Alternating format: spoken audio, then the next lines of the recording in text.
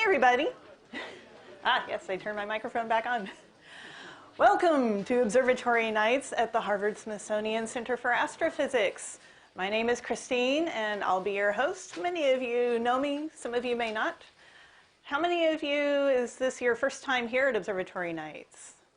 Nice, nice. Welcome. We're always happy to have newcomers here. We do our best to put together an interesting and exciting program that will educate you about some of the most fascinating things going on in the cosmos today. Since we do open the doors a half hour early, I find that it's nice if I can give a little warm-up presentation just to let people know what's been going on at the CFA since we were last here.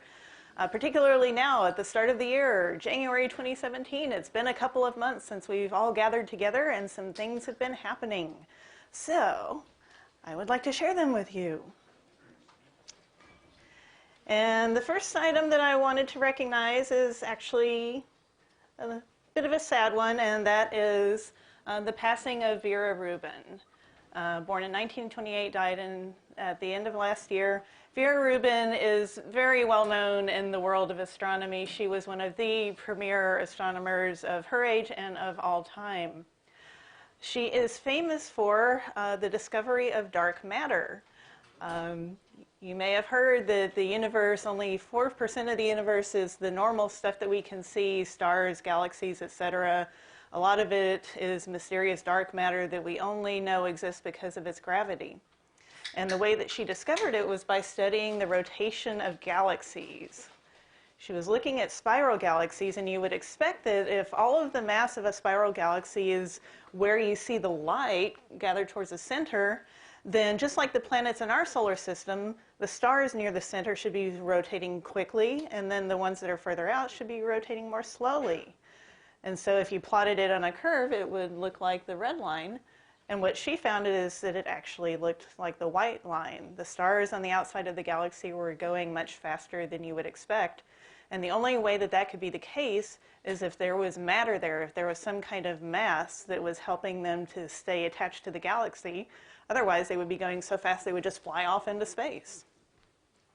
So that was the key evidence for the existence of dark matter. And that is why she will be remembered, and why many of us believe that she richly deserved a Nobel Prize that she unfortunately will not receive. But her legacy is secure throughout the ages.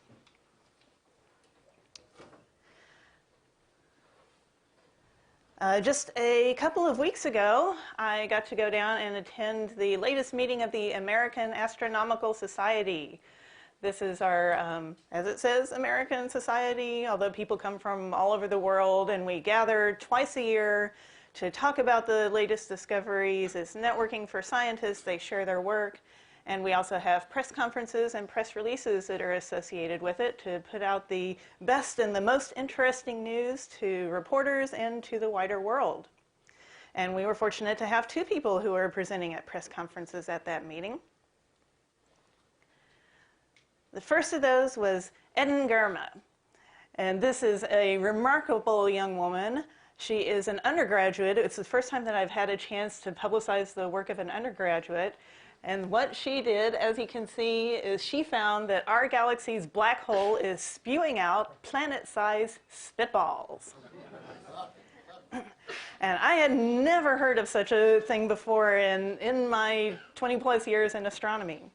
What I had heard of is where these things come from, and that is if a star is falling in towards the center of our Milky Way and gets too close to that supermassive black hole, the gravity of the black hole can actually spaghettify that star, pull it apart into these gas streamers. Now, some of the gas falls into the black hole, but a lot of it actually escapes, and you would think that that would be the end of the story. But researchers have found that actually that gas can recollapse, can recondense just under its own gravity and form these little planet-sized blobs. They're gaseous, they're made of the same stuff that the star was. They could be Neptune-sized, Jupiter-sized, up to several times the size of Jupiter. And then Eden modeled what exactly is going to happen to these things after they form, and found that they just get flung throughout the galaxy. 95% of these things, once they're formed, they just escape completely. So they're zooming out in all directions, and a lot of them are leaving the galaxy completely. And we haven't found one of them yet, but she calculates that it is very possible that the closest one is just a few hundred light years away. So upcoming facilities like the James Webb Space Telescope or the Large Synoptic Survey Telescope may be able to find one of these hiding in our neighborhood where we haven't spotted it yet. So that was news item number 1. News item number 2 came from the Chandra X-ray Observatory, and I didn't have a chance to check the pronunciation of the gentleman's name, so I'm going to guess it was Reinoud van Wieren. And his work was about a cosmic double whammy. Now, the image that you're seeing here is a composite from many different wavelengths of light. So you can see that most of it is in optical, so there's stars, there's galaxies there. The blue cloud is actually X-rays. And what the X-rays are marking is hot gas from colliding galaxy clusters. It's not just individual galaxies, it's two clusters that are coming together, and they have this million-degree gas that is mixing and colliding and shocking. And along with that, the red is showing radio emission. And together, what these two, well, what the whole observation is telling us is that this is basically providing evidence for a giant cosmic particle accelerator, accelerating particles to absolutely ridiculous speeds and energies. And the way that happens is it's a combination of the galaxy clusters plus supermassive black holes. Now, hidden amongst the red area that you see there, there are actually 3 different supermassive black holes that we have found. In fact, one of them, let's see if I can get the laser pointer to work. Right there, there's a little thing there, and there's little stuff coming out on either direction. That's actually a black hole, and it's shooting jets out. So what happens is the supermassive black holes take the stuff that's swirling around it and shoots it out. So that it starts out going really fast, and then those particles end up hitting the shock waves being created by these colliding galaxy clusters, get accelerated even more. So an analogy I heard is that it's like if you're launching a spacecraft and you have one rocket that boosts it up into low Earth orbit, and then you fire a second rocket to give it a kick to send it out of the solar system completely. So that's kind of what's happening here. So that was a pretty neat story, I thought. But wait, there's more.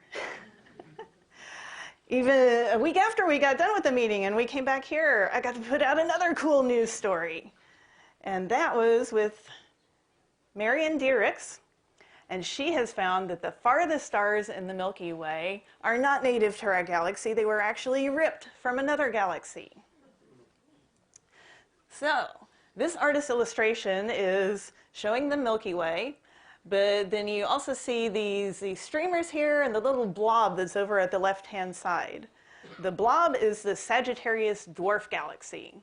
It's about only 1% the size of the Milky Way, so many fewer stars, much less mass. It was only discovered about 10 years ago because it's on the far side of the galaxy from us. And it's a little galaxy that's kind of being torn apart, being cannibalized by the Milky Way. And so Marian actually modeled the past of this galaxy. It's not a very easy thing to do because, of course, we only have it in a snapshot in time. So she had to do modeling of the various, approach speeds, approach angles that it might have had to see what best fits what we observed. And so she found, exactly the trajectory it had taken over the past 8 billion years. And we know that some stars have been ripped off from it. We've identified these tidal streams, as they call them, before. But she found that they're much longer than anything we've actually observed. They're 10 times longer, in fact. They extend up to 1 million light years, which is 10 times the size of the disk of our galaxy. And she also took a look at what we already know are the 11 farthest stars in the Milky Way. And she asked, well, based on their position and their speed, could any of these have been pulled from the Sagittarius dwarf? And the answer was yes. 5 out of the 11 farthest known stars in our galaxy, the evidence is that they came from Sagittarius. So that is some of the amazing stuff that we have been learning here just in the past couple of months. What else have I got? And this is a plug, because if you love science like I do, and you like hearing about the stories that I've just been sharing with you, I wanted to let you know about a new YouTube channel, and that is Supernova Style Science News. And the host pictured here is Julie Seven Sage, and she may look familiar to some of you who have been to previous observatory nights because she is a regular here. She is an incredibly bright young woman who is interested in all sciences, but especially astronomy and astrophysics. She plans to be an astrophysicist when she gets older, and she's working diligently towards it already. So she's going far. And so she's just started a YouTube channel, and she's featuring 1 or 2 minute videos about neat things going on in the sciences. I think this morning they posted the cosmic spitballs, so she talked about that story. But it's not just astronomy. She's done a variety of other sciences too. I think one of my favorites was a pressure sensor that can detect the footfall of a spider. So if you're interested in learning a little more about all kinds of sciences in an engaging manner, just little bite-sized things that you can take a look at while you're, drinking your coffee in the morning, go to YouTube, search for Supernova Style Science News, and subscribe. I think you'll enjoy it. I know I have.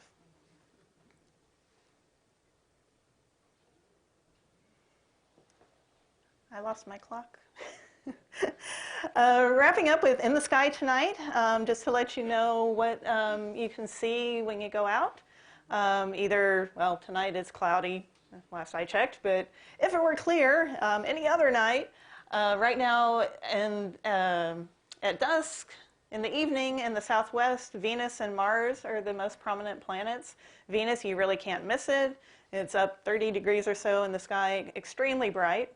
And if you look at it through a telescope right now, it's got a half phase, so it's basically half lit and half in shadow, which is how we know that it is between the Earth and the Sun, because only the inner planets can show phases.